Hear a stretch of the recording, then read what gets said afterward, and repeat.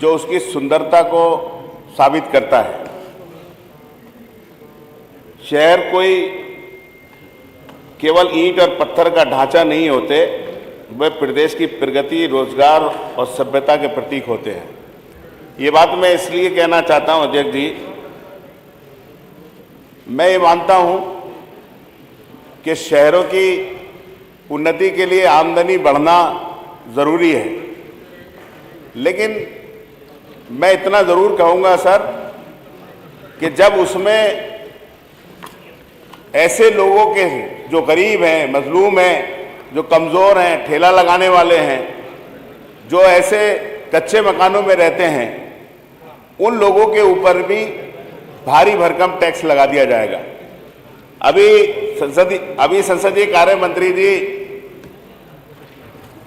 राज्यपाल महोदया के अभिभाषण के बाद एक सर्वेक्षण रिपोर्ट, आर्थिक सर्वेक्षण रिपोर्ट पेश कर रहे थे और मंत्री जी ने कहा था कि हमने उसमें कोई टैक्स नहीं लगाया है।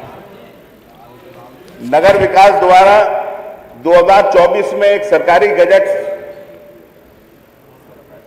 सभी नगर पंचायत, नगर पालिकाओं के अंदर भेजा गया। इस गजट के अंदर उसमें इतना भारी भरकम टैक्स लगाया गया है कि जिन घरों के ऊपर, कच्चे मकानों के ऊपर 200, 300 रुपए का टैक्स लगता था, आज उन घरों के ऊपर 3 हज़ार, 6 हज़ार, 10 हज़ार रुपए का टैक्स बैठ रहा है। ये बात मैं इसलिए कहना चाहता हूं कि इस गजट को पहले तो अध्यक्ष जी, जो नियम है वो सदन के अंदर कोई भी बिल आता है, सदन के अंदर आता है और सदन के अंदर आकर उसके ऊपर लोगों के सुझाव आते हैं और सुझाव उसके बाद वो गजट जो है उसका गजट होता है और उसके ऊपर वो लागू होता है। मैं मंत्री जी से सिर्फ इतना कहूंगा कि इसके अंदर जो आपने इसे बिल के अंदर जो रखा है, इसमें 4 समूहों के अंदर 4 स्लैब आपने रखे हैं।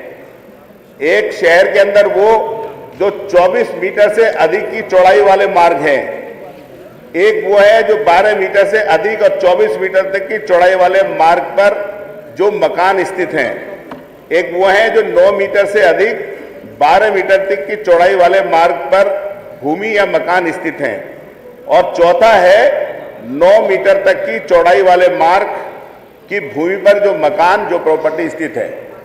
माननीय मंत्री जी, आप बड़े अनुभवी हैं और बड़े ऊंचे पदों पर आपने नौकरी की है।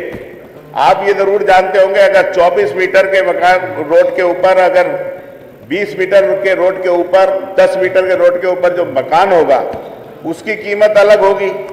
और जो आज भी हमारे गांवों के अंदर, शहरों के अंदर ये कंसेप्ट है कि लोग 1-1 मीटर की गलियों के मकान में रहते हैं, उनकी चौड़ाई 2-2 मीटर है, कहीं पे 3 मीटर है, कहीं पे 4 मीटर है, कहीं 5 मीटर है। लेकिन आपका जो टैक्स का स्लैब है, जो आपने इसके अंदर पूरा अधिकार नगर पालिका, नगर पंचायत के बोर्ड को हटाकर पूरा अधिकार अधिशासी अधिकारी को आपने इसमें दिया है। अधिशासी अधिकारी उस पर तय करेगा कि उसे कितना टैक्स लगाना है। आप खुद सोचिए कि जो टैक्स 9 मीटर वाले रोड पे लग रहा है, वही टैक्स गली के 1 मीटर वाले पे रख रहा है। तो मैं आपसे इतना अनुरोध करूंगा कि आप इसमें इतना जरूर पुनर्विचार कर लें कि इसमें एक स्लैब जो है 9 मीटर से लेके 5 मीटर तक और 5 मीटर से लेके 1 मीटर तक का रख लेंगे।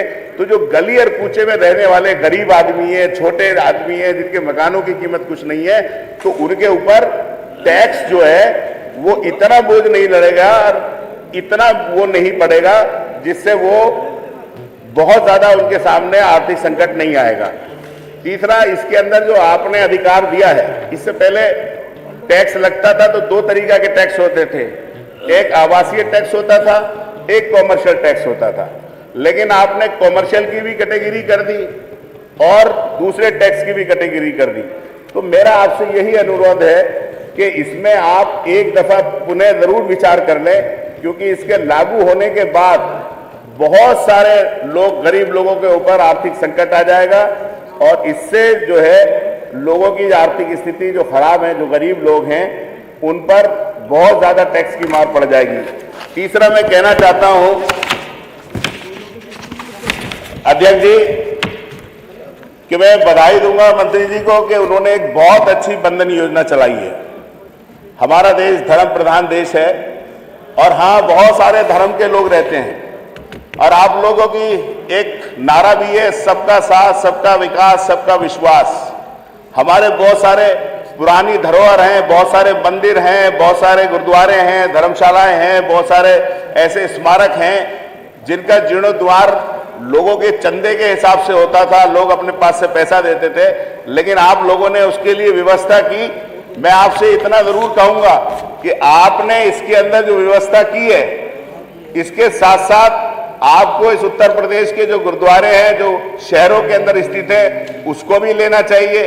इसके अंदर बहुत सारे ऐसी जगह हैं जो जहाँ पर चर्च हैं वो भी बुरी हालत में, उसका भी इंतजाम करना चाहिए। बाबा साहब भीमराव अंबेडकर के पार्क हैं, गांधी जी के पार्क हैं, ज्योतिबा फूले महाराज के पार्क हैं, बहुत सारे महापुरुषों के पार्क हैं, उसको भी लेंगे। और उसके साथ साथ मेरा आपसे अनुरोध है कि बहुत सारे ऐसे मज़ार हैं जो हमारे हिंदू मुसलमान भाई जिसको सब लोग मानते हैं, और बहुत सारी ऐसी ईदगाह भी है, अगर आप उनको भी लेंगे तो आपका जो नारा है सबका साथ, सबका विकास और सबका विश्वास, वो तभी जाकर उसको पूरा होना होगा। और दूसरा मैं कहता हूं आपसे, माननीय मंत्री जी भी यहां पर बैठे हैं, कि आपने जो नगर पालिका नगर पंचायतों का जो सीमा विस्तार किया है, तो अध्यक्ष जी उस सीमा विस्तार को सिर्फ इसलिए किया जा रहा है कि कहीं पे विपक्ष के जहां चेयरमैन जीत गए हैं तो वो किस तरह से वहां से विपक्ष के चेयरमैन जो है हार जाएं या वो आगे जीत ना पाए, उसी हिसाब से किया जा रहा है। जबकि इससे पहले सीमा विस्तार होता था, सीमा विस्तार इस तरह से होता था कि सीमा विस्तार जो लग जाते थे और जिनके नेचर जो है थोड़ा शहरी हो जाता था, गांव से शहर से सट जाते थे, उन शहरों को जोड़ा जाता था। और इसका एक आप ही के विभाग द्वारा जो है एक जीवो जारी किया गया है कि किन्हें नगर पंचायतें बनाई जाएंगी, किन्हें नगर पालिकाएं बनाई जाएंगी। और आपने क्या काम किया, 5-5 किलोमीटर दूर, 6-6 किलोमीटर दूर के गांव जोड़ दिए। और वो गांव जब जुड़ गए तो जो नगर पालिका नगर पंचायत पहले से डेवलप थी, ऑलरेडी थी, उसमें गांव जोड़े गए सिर्फ अध्यक्ष बनाने के लिए। उसके अंदर अध्यक्ष जी जो चेयरमैन जीत रहा है उन गांवों के अंदर विकास नहीं करा रहा है। और आप जांच करा लिए इस बात की कि उन गांवों के अंदर जोड़ तो दिए गए हैं, वो गांव पहले गांव सभा थे, गांव का प्रधान काम कराता था। इसलिए मेरा आपसे अनुरोध है कि अगर आपको इसी तरह सीमा विस्तार करना है तो अभी बहुत सारे गांव हैं, ऐसे ऐसे गांव हैं जो पूरे मानक पूरे करते हैं। बहुत सारी ऐसे उत्तर प्रदेश के अंदर हर जिले के अंदर है। मेरी विधानसभा के अंदर कम से कम 3 गांव ऐसे हैं, एक गढ़ी, सलेमपुर, सिकंदराबाद, ये तीनों गांव की आबादी कम से कम 30-40 हजार है। अगर आपको बनानी है, सारे मानक पूरे करते हैं। एक पड़ता है सराय खजूर, बीबीपुर, सलाबा, एक पड़ता है आपके डिलारी ब्लॉक के अंदर काजीपुरा, बडेरा, मुस्तापुर। ये तीनों इतने बड़े गांव हैं। अगर आप मानक के हिसाब से बनाएंगे तो ये सारे के सारे ये गांव, ये तीनों जगह नगर पंचायत की सारी वो पूरी करती हैं और ये नगर पंचायत बन जाएंगी तो निश्चित तौर पर यहाँ का विकास जरूर हो जाएगा। तीसरा, और मैं एक आपसे अनुरोध करता हूँ कि जहाँ पर यहाँ के ऊपर जो आप नगर पंचायत नगर पालिकाओं के चुनाव होते हैं, आप गांव सभा के अंदर सरकार प्रधान को जो है, जितने भी प्रधान हैं उनको मान दे देती है 5,000 रुपए।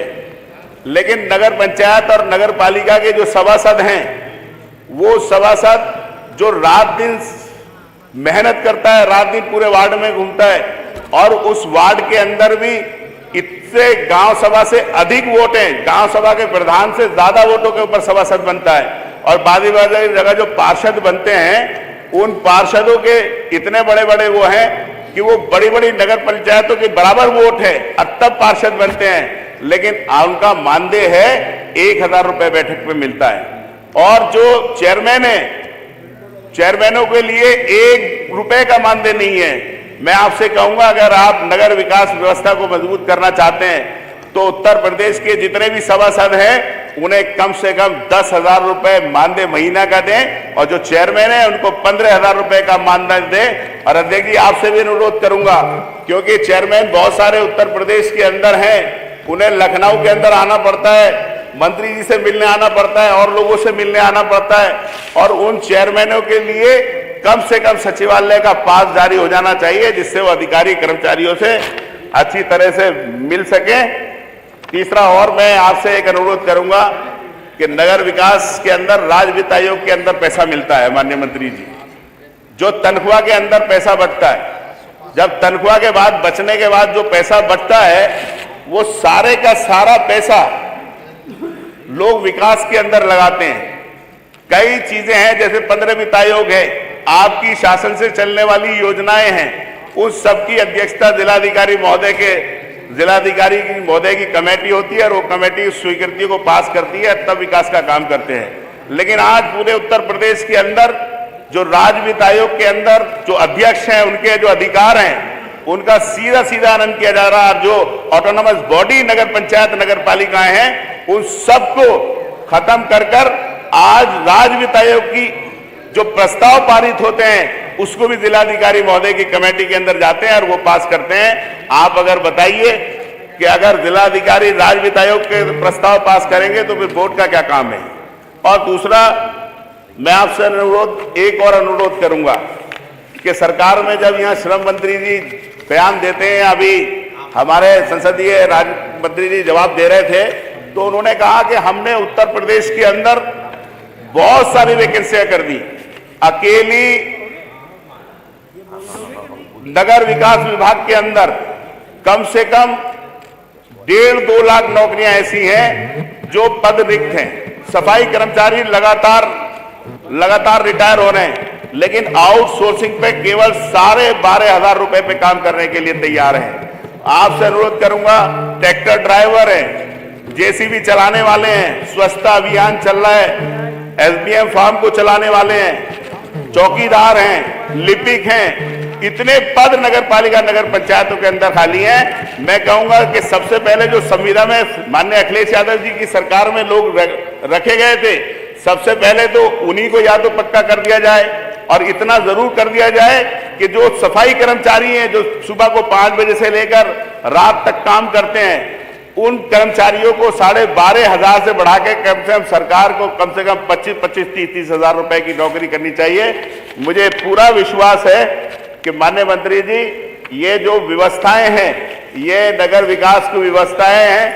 अध्यक्ष जी, आपने इस महत्वपूर्ण विषय को पे सदन की कार्रवाई को रोक के चर्चा कराएं, और मुझे पूरा विश्वास है कि इनके ऊपर सरकार जरूर विचार करेगी और नगर विकास को आगे बढ़ाएगी।